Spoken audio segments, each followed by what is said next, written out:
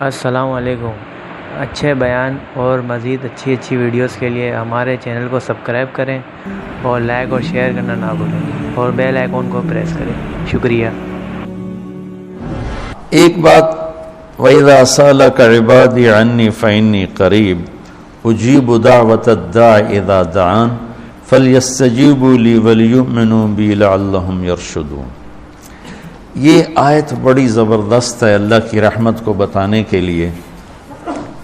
ساڈی تا جی سندا ہی کوئی نہیں، یہ عام لوگ جی ساڈی تا رب سندا ہی کوئی نہیں، اور جو بیچارے ان پڑھ لوگ پیر سائیں تہاڈی رب موڑ نہیں سکتا، ساڈی سندا کوئی نہیں، یہ اس سے بھی آگے چلے جاتے۔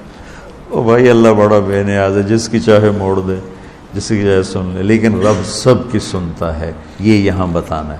وَإِذَا، ان نہیں، ان شرط ہے، اذا ظرفیت ہے، تو ان کی بجائے اذا سے ایک دم اللہ کی رحمت کا دروازہ کھلتا ہوا نظر آتا ہے۔ اذا سألک، عنی پہلے ہونا چاہیے، عبادی بعد میں ہونا چاہیے۔ جب میرے بارے میں میرے بندے پوچھیں، اللہ کو صحابہ نے سوال کیا، یسألونک یسألونک یسألونک، کتنا قرآن میں ہے، یسألونک عن المحیض قل هو اذی، یسألونک عن الانفال قل الانفال للہ والرسول، یسألونک عن الاہلہ قل ہی مواقیت للناس، یسألونک عن الیتامى قل اصلاح لہم۔ جتنے بھی صحابہ نے سوال کیے وہ آئے ہیں یسألونک، یہ آپ سے پوچھتے ہیں، ٹھیک ہو گیا؟ تو یا حبیبی یا محمد قل، آپ کہیے، یہ جواب ہے۔ یہ سارے قرآن میں طرز ہے، کچھ 14 کے 18 دفعہ یسألونک کا لفظ آیا۔ صحابہ نے سوال کیا، اللہ کدھر ہے؟ قریب ہے تو مناجات کریں، دور ہے تو زور سے پکاریں۔ تو اس پر آیت یوں اترنی چاہیے تھی، یسألونک عنی، جیسے باقی آ رہا ہے سارے سوالوں کا جو لفظ آیا ہے یسألون، آپ سے پوچھتے ہیں، تو یہاں بھی ہونا چاہیے تھا آپ سے پوچھتے ہیں، عنی میرے بارے میں، قل تو آپ کہیے، ہوا قریب کہ وہ تمہارے قریب ہے۔ یہ میری بات سمجھ میں آئی؟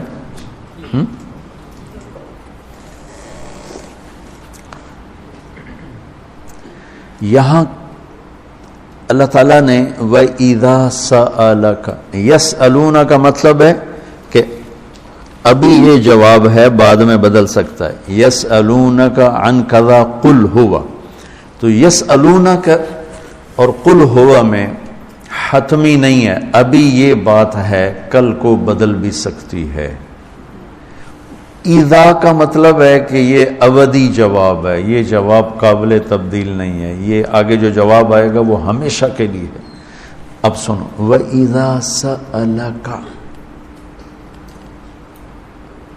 عِبَادِي عَنِّي، اپنے آپ کو بعد میں ذکر کیا اور اپنے بندوں کو پہلے ذکر کیا۔ اِذَا سَأَلَكَ الناس المؤمنون، یہ آ سکتا ہے نا، العباد، اذا سألک العباد، کیا کہا؟ عبادی، اللہ کو یہ سوال اتنا پسند آیا، اللہ کہ تم تو ہو ہی میرے بندے، میرے بارے میں اپنے آپ کو بعد میں ذکر کیا اور عبادی کو پہلے ذکر کیا۔ اب میں ایک مثال دیتا ہوں آگے، جو فإنی قریب، میں پوچھتا ہوں مولوی شاہد صاحب سے کہ مولوی عدنان کدھر ہیں، تو مولوی شاہد صاحب کے ذمہ ہے جواب دینا کہ جی یہ بیٹھے ہیں، ٹھیک ہے نا؟ میں پوچھتا ہوں مولوی شاہد مولوی عدنان کدھر ہیں، تو مولوی شاہد کے جواب دینے سے پہلے مولوی عدنان کہ جی میں ہوں، کوئی فرق ہوگا؟ مجھے سمجھ میں نہیں آ رہا، شیخ رمزی واضح کرے تو کرے، مجھے سمجھ میں نہیں آ رہا کہ میں اس کو واضح کیسے کروں کہ اللہ کے نبی سے صحابہ پوچھ رہے ہیں رب کے بارے میں بتائیں، تو اللہ تعالیٰ اس کو یوں لا کر کہتا ہے کہ یہ آپ سے میرے بارے میں پوچھیں تو میرے نبی آپ ہٹ جائیں، میں جواب دیتا ہوں، میں ہوں، تمہارے ساتھ ہوں، تمہارے پاس ہوں، شہرک سے زیادہ قریب ہوں، تمہارے ساتھ ہوں۔ تو کیسے کہتے ہو کہ میں تمہاری سنتا نہیں؟ اجیب دعوتن، دعوت الدع، دعا دعا بار بار پکارنا، اور دعوتن ایک دفعہ پکارنا۔ اللہ اس آیت میں کہہ رہا ہے کہ جو زندگی میں جس نے مجھے کبھی ایک دفعہ بھی پکارا ہو میں اس کی دعا پر بھی لبیک کہتا ہوں۔ یہ نہیں کہ میں نہیں میں سنتا ہوں، تم سنانے والے بنو۔ ہم تو مائل بکرم ہیں، کوئی سائل ہی نہیں، راہ دکھلائیں کسے راہ رو منزل ہی نہیں، کوئی مانگنے والے تو بنو۔ اور میں قربان جاؤں، اس نے مانگنے کے لیے تقوی نہیں مانگا، کتنی عجیب بات۔ اللہ کو پتہ ہے ہر آدمی تو تقوی والا نہیں ہو سکتا، نہیں، اور ہر آدمی علامہ بھی نہیں ہو سکتا، تہجد گزار بھی نہیں ہو سکتا ہے، نمازی بھی نہیں ہو سکتا ہے۔ ایک کام ہر آدمی کر سکتا، اللہ نے وہ لگا دے، مسلمان ہونا بھی نہیں لگایا۔ مسلمان ہونا بھی، ہندوؤں کو کوئی اور رب دے گا، ان کو تو اللہ ہی دے گا۔ تو میں قربان جاؤں، کہتا امن یجیب المضطر اذا دعاہ، بس مجھے آنسو بہا کے دکھا دے، پھر تو ہندو ہے، سکھ ہے، مسلم ہے، عیسائی ہے، آ جاؤں گا، میں آ جاؤں گا۔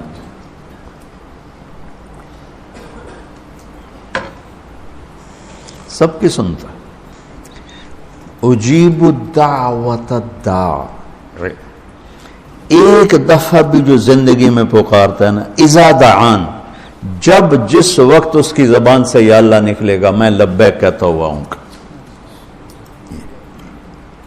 تو اس آیت میں بڑی تسلی اللہ نے دی ہے، بڑی تسلی دی ہے کہ اللہ کو پکارو، اللہ سے، صرف اللہ سے مانگو، صرف اللہ سے مانگو۔ وَإِذَا سَأَلْتَ فَاسْأَلِ اللَّهِ وَإِذَا اسْتَعَنْتَ فَاسْتَعِنْ بِاللَّهِ، مخلوق سے مت مانگو، پکارنا ہے تو صرف اللہ کو پکارو۔ اللہ نے خوبصورت مثال دی، ان الذین تدعون من دون اللہ لن یخلقوا ذبابا، اللہ تعالیٰ فرماتا ہے مجھے چھوڑ کر میرے بنائے ہوئے بندوں سے مانگتے ہو، ان سے کہو ایک مکھی بنا کے دکھا دے، اگر یہ ایک مکھی بنا کے دکھا دیں تو میں نہیں چھاڑ دے، نہ تو کل مانگ لوے۔ ارے یہ مکھی کی ایک ٹانگ نہیں بنا سکتا، تو تم ان سے کیوں مانگتے ہو؟ ان سے مانگو، اس سے مانگو جس نے انہیں بنایا۔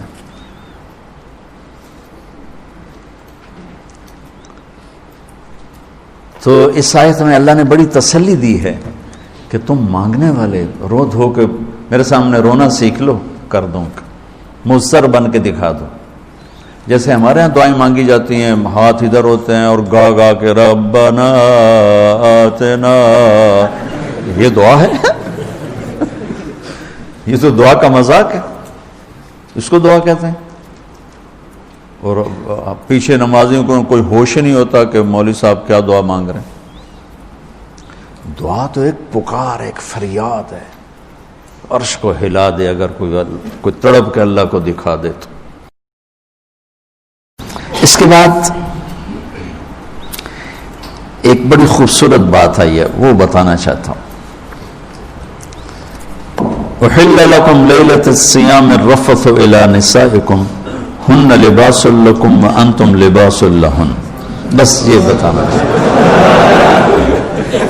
اتنی بڑی خیر کا ہے، اتنی بڑی سبحان اللہ ہے۔